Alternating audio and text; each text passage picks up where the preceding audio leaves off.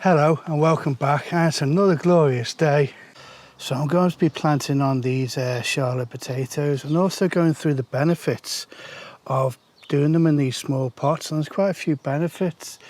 I need to then start another lot of Red Duke of York because we've got some real bargains at the shop, and also some pink fair apples to start, and they're from Clare from the Farmyard Garden. Kindly stored them for me. I need to desperately harvest the radishes. I've got Allium leaf miner in the chives, and I'll go through that, what I'm going to do with it, which is basically just take the leaves off. And then hopefully I'm also going to get some onions out as well. I don't know how many, but we'll see how we go, because it's really been a scorcher the last couple of days, and it looks like there's going to be another one today. Right, the benefits of doing these potatoes, these Charlottes in these pots. Now I did it for the Red Duke of York as well, and they've worked out really well. So this is why I'm going to be probably using this method from now on. So the first one, and I think that's quite crucial in this weather, is all I've had to do is water these pots. So the water's going directly to the roots.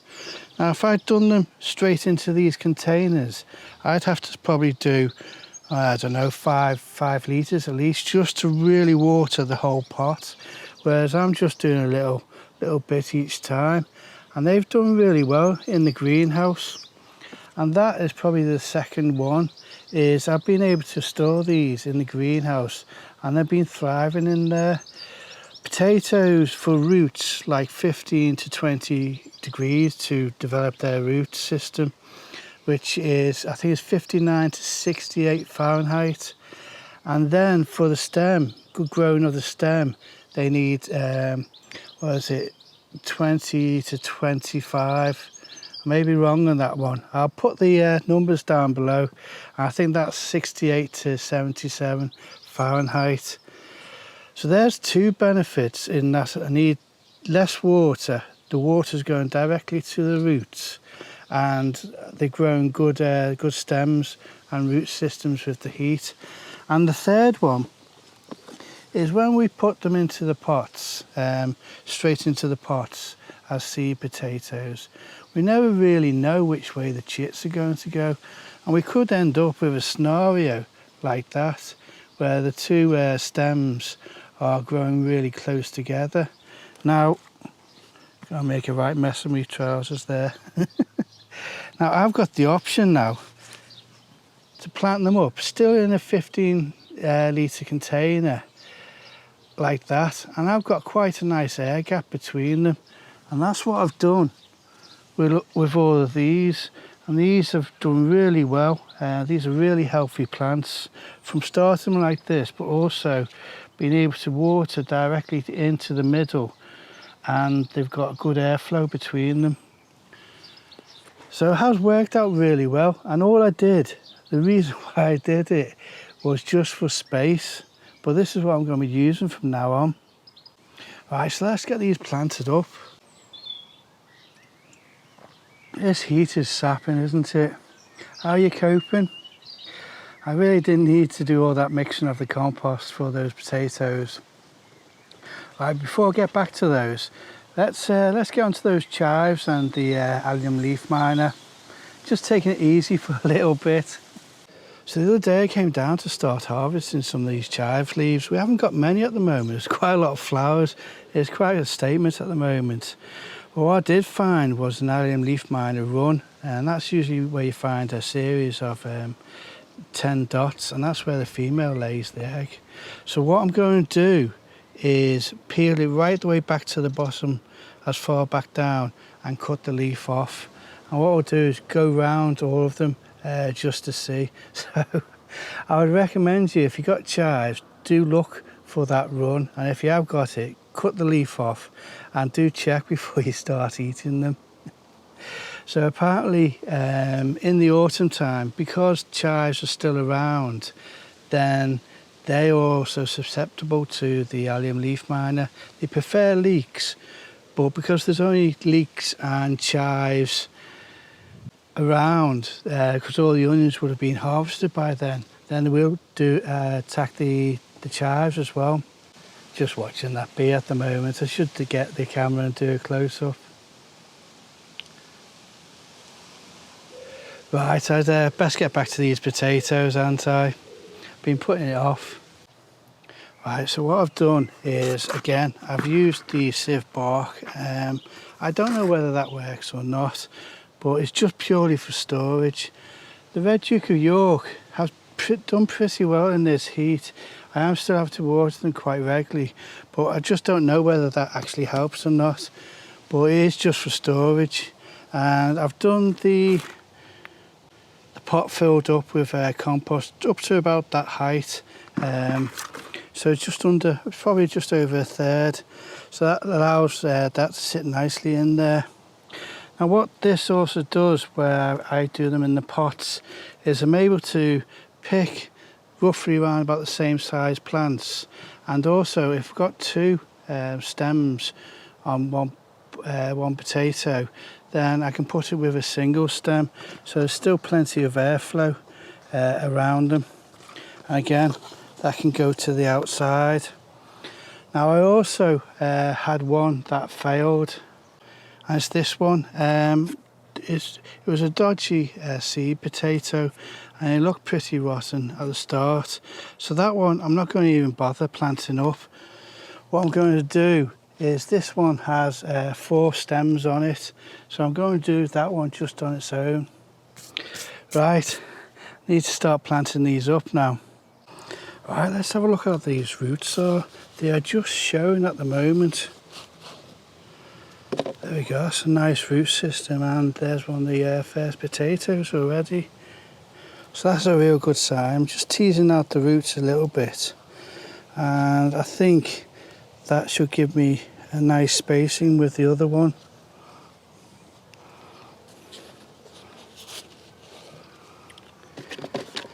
Again, it's a really nice root system, but it's not too root bound. It's just probably around about the right time.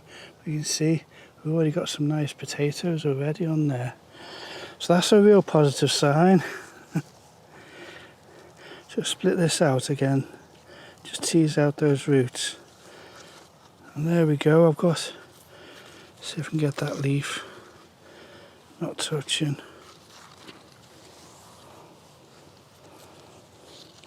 There we go, even in a 15 litre pot, I've been able to space those out pretty well. Let's see if that one will go there. Yeah, that looks alright. Right, let's get the compost on.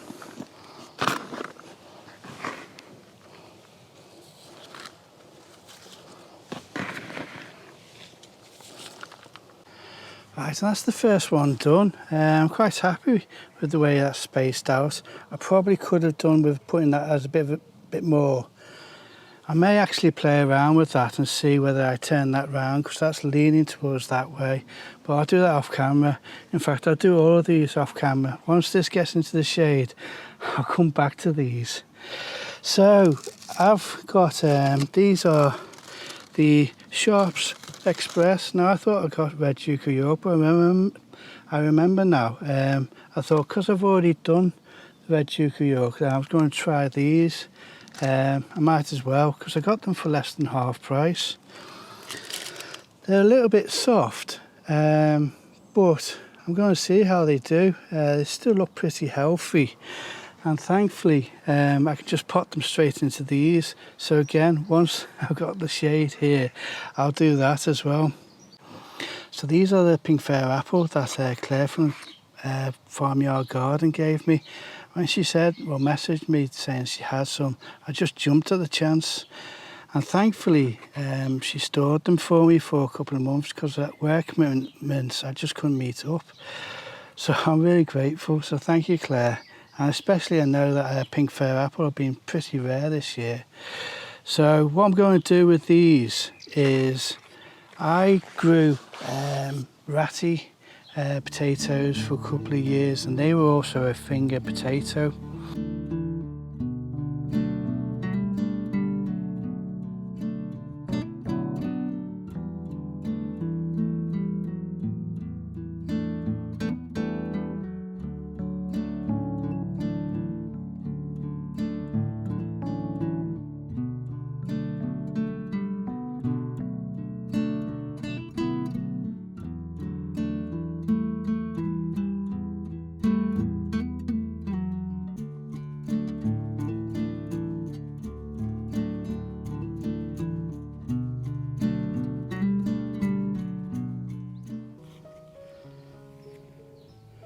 this little thing is one of the seed potatoes that I used, so it has the size of it. So I tried them in all different ways, and the way that seemed to work the best for those was to actually put them into a smaller tub.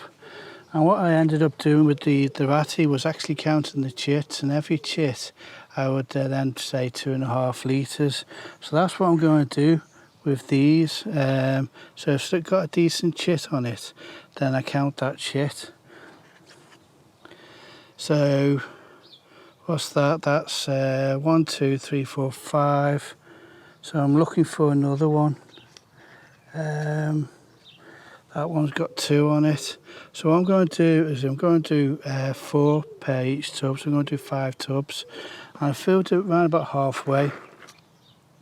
And what I'm going to do is, learning from doing these in pots, is I want to try and angle these chits to the side of the wall. And we'll see how we go. And if it's got something coming off it, I'm going to angle that towards the wall as well. So it's going to go, there's the chit, and there's the leader coming off it. I don't know, I can't remember the name for it. So that's going to go in like that. And we'll see how we go, and that's what I'm going to do right the way around. Just equally spacing them, give them a good little push in.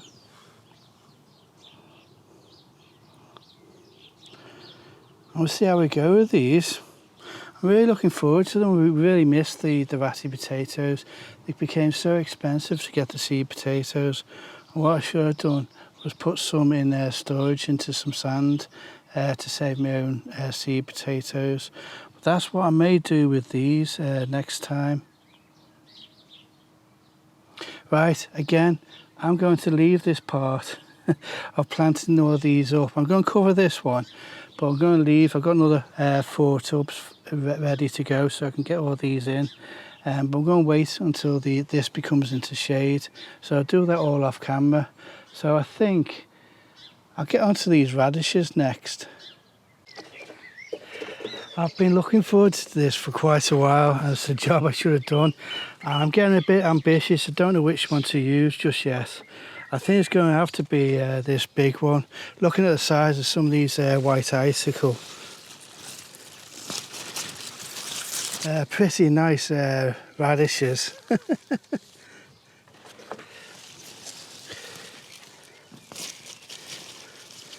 Yeah, they're getting onto the size of a moolie, aren't they?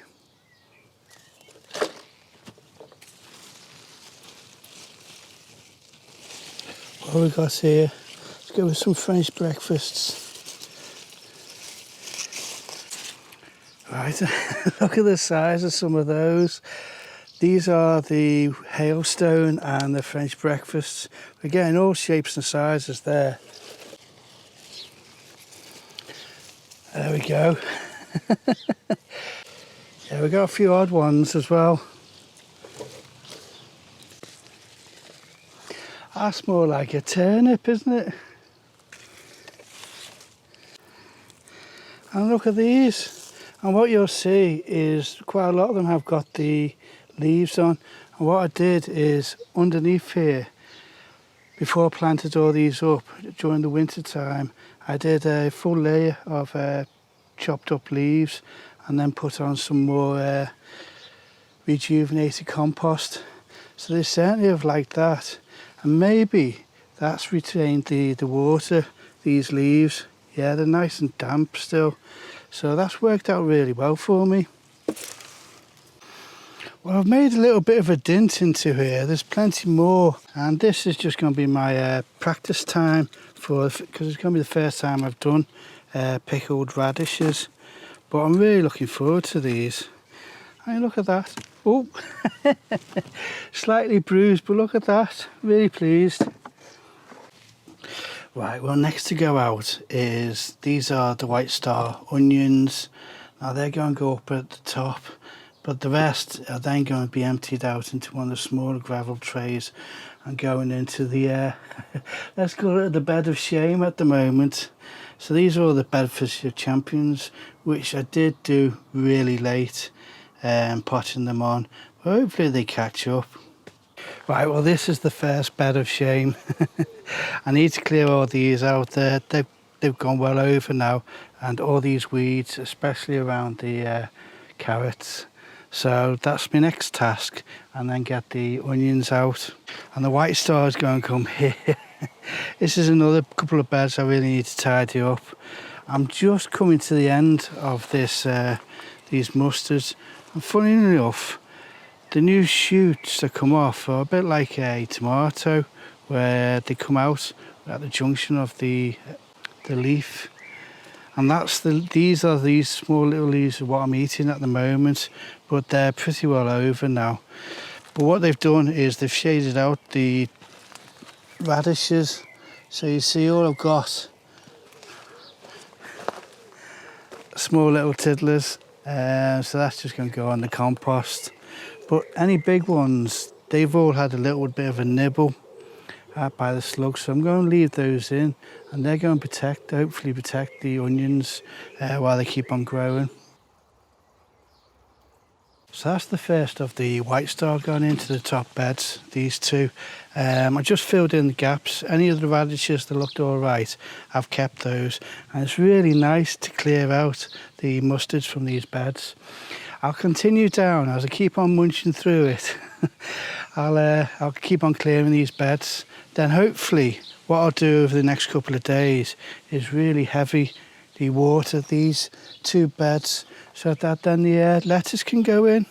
Not quite successional growing, but getting quite close. Right, and that's all these Charlottes in. They have squeezed them in along here at the moment. They're still getting plenty of sunshine, but it's really nice just to think that in about 6 to 8 weeks I'm going to be having Charlottes, hopefully be harvesting these. You all right up there? And this is all the pink fair apple in. So I'm really looking forward to these. Like I say, the ratties were our favourite, so to have another fingerling potato, really looking forward to it. And I've managed to clear both these beds and get the rest of the onions out. So fingers crossed, I can keep them in there.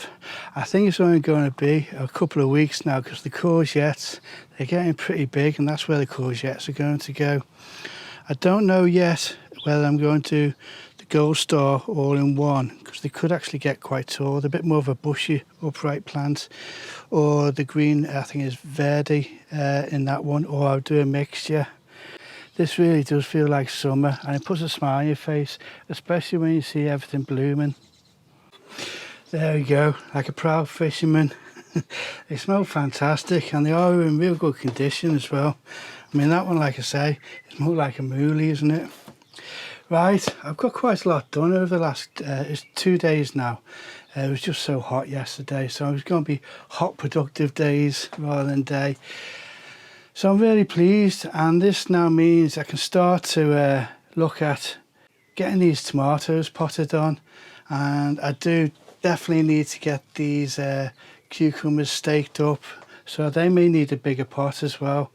So I've still got quite a lot of work to do, but it's been really nice, and with the sunshine at the moment, it's just making everything look a lot better, but it's hard work in that heat. Right, so like I always say, I hope you enjoyed the video, and I hope to see you again.